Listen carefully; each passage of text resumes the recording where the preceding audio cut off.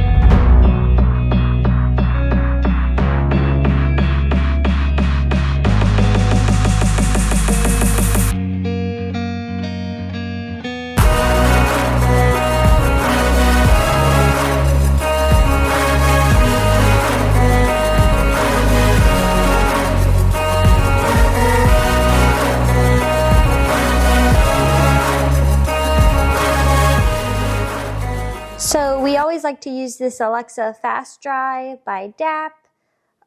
This is what we'll use to fill in some of the gaps that are still left. So I'll show you how we fill those in.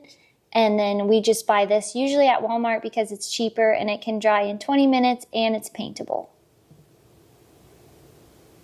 So this one we've already had opened before, but if you have it brand new, I just usually like to cut it at an angle. And for me, I know the camera's not picking it up very well.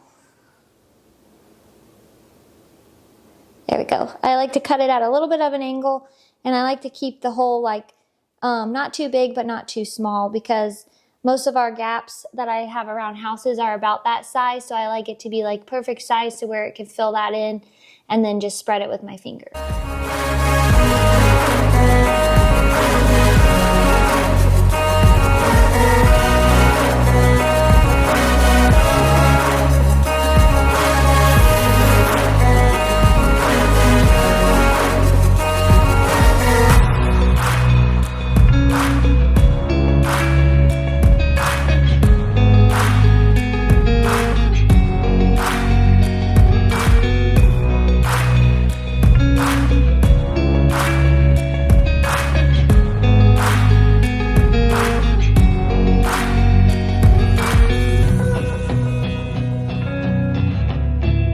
And then on the nail holes, I'm going to go ahead and fill those with the white just so they're not as noticeable. I've never done this before because usually we're using wood and I would just use wood filler and then paint it. But since this is MDF and this stuff is white, because we always buy the white one, because most of the houses that we've bought have white trim, I'm going to try this and see how it works.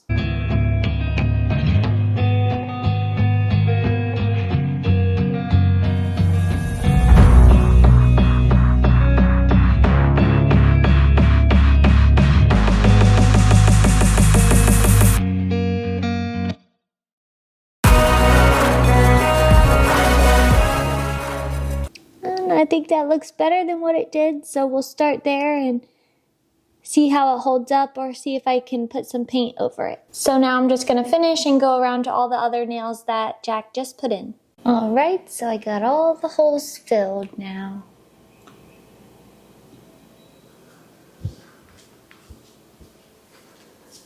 And the trim is added. It looks so beautiful. I'm deciding if I want to fill this one with the Alexa cock. I'm just not sure. I think I'm okay with it looking like that. I don't know if the Alexa cock would make it look any better. So for now, I think I'm going to keep it like that. What we realized is with this drawer is the drawer that the cabinet came with was actually too long because we decided to put in the 2-inch hole here to get to the electric. So what we're going to have to do, and I can show you this here in a second, is we're going to cut the drawer short so that the electrical can run down to get to the electrical down there. So whatever is being plugged in, the drawer doesn't run into it. So the granite hangs off our cabinets about 1.25 inches here. So if I take that 1.25 inches here from where the drawer is, so then I come up here and measure where the hole is at. From the edge, we're looking at about 21.5 inches to the back of the hole. So what I really am looking for drawer wise would be to subtract that 1.5 from here. So then if I take the 1.5, the drawer actually sits about, let's say, so 1.5 from there is going to be about 20.25, give or take. So basically what I'm looking for is a drawer that's going to be about 20.25 deep to be able to have the access to the cords down there. The drawer that came with the cabinet is actually 21 3/4, so that's going to be a little too long. So what I'm going to do is take this scrap drawer that I have laying around the shop here, which is actually about 19.25. So I know we were looking for about 20.25. So with this only being 19.25, I'm not worried about that extra inch. So I think taking the sides of this drawer off and putting the sides of the drawer on this one and making it smaller, I think this is the size of this is the drawer that we're gonna work better for us in that spot.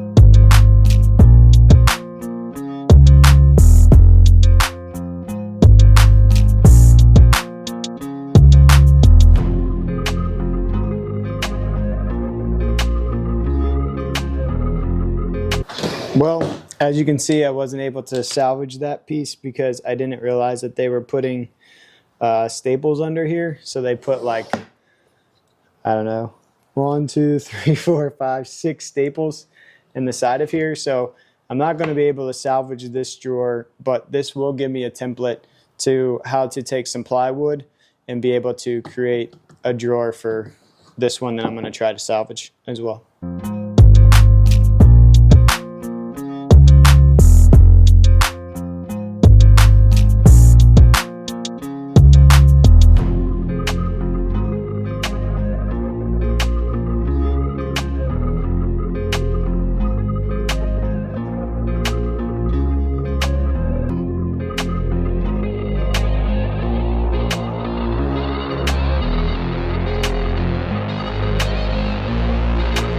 So I'm going to trace out the sides because basically I'm going to have to rebuild all the drawers because when I was taking them apart, this is made out of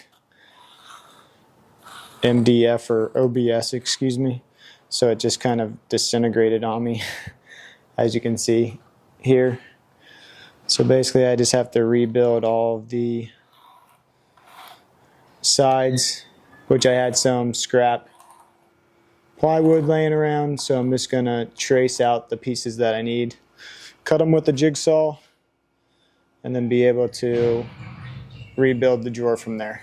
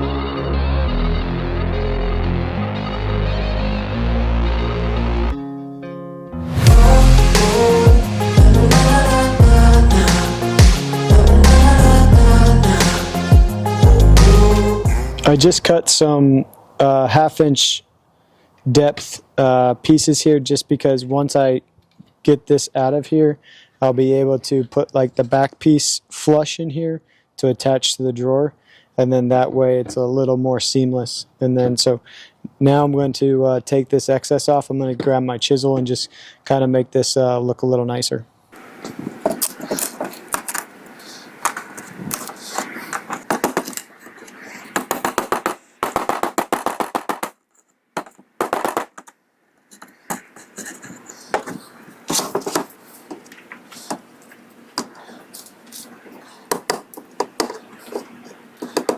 And then we'll get our right angles out, and then we'll secure these with just nails.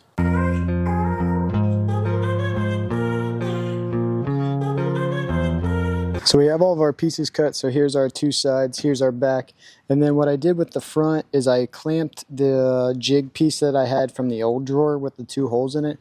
So I clipped the front. So what I'm going to do is I'm going to drill holes so then I can go ahead and attach the front once I get the box built. So I'm using a 1/8 drill bit to drill the holes into the back of the piece.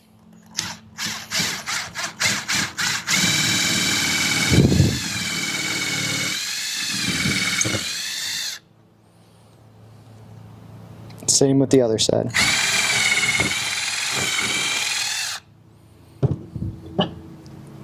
And then to clean it up, I just come back through and just kind of drill the other way.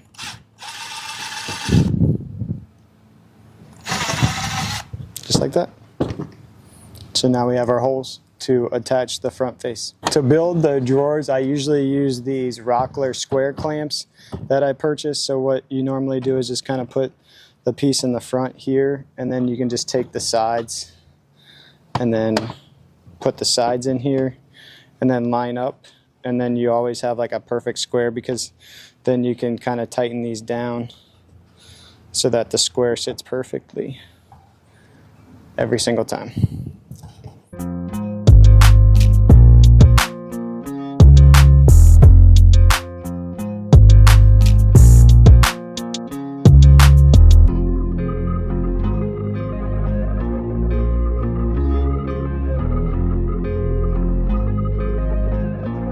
Since I'm using 3/4 inch plywood, I'm just going to use 1.5 inch brad nails to be able to attach these together.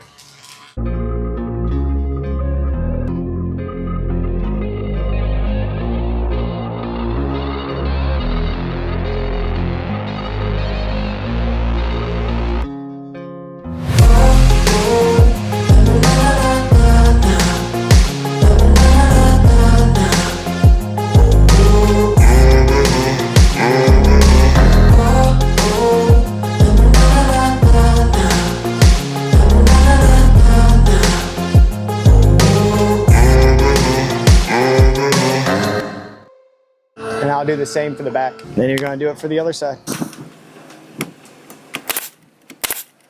So now what we're gonna do is add the bottom to the box here. So I'm gonna try to salvage this piece that we have. I'm gonna cut one side to get rid of all the nails that are here, and then see if I can either cut these nails off or be able to pull them out, so then I can just use this bottom piece. But since this is cracked over here, I'm going to trim that off and then hopefully be able to use this piece.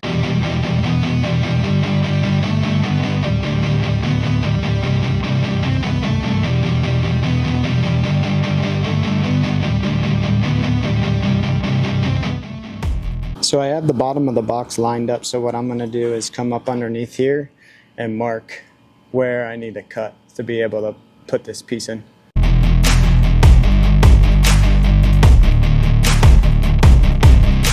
So I went ahead and cut it. I forgot to hit record on the video, so now that I got it cut, I'm going to line this up and attach it to the bottom.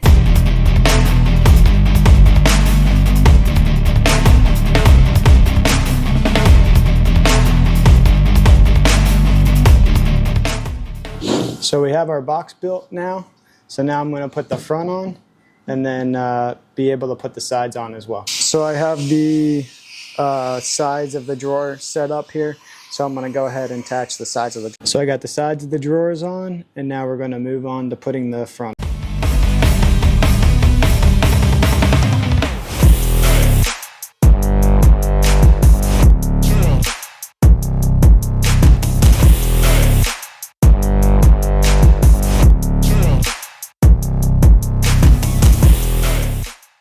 The drawer is in.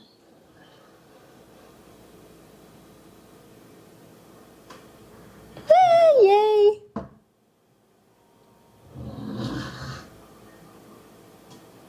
So this is what the drawers that it came with look like. Obviously a little bit thinner since we used just some scrap wood that we had around. He salvaged the bottom, which you obviously saw. But yeah, so that's what the normal drawers did look like. And then this is what our remake of a drawer looks like. It's our first drawer that we've ever made, so I'm super proud of it. I know it's not perfect looking, but I think it'll work perfect for what we need it for right now. There we go. Thanks for joining us as we build a drawer for the cabinet and put in the molding around the cabinet. Like and subscribe, and we look forward to seeing you on the next project.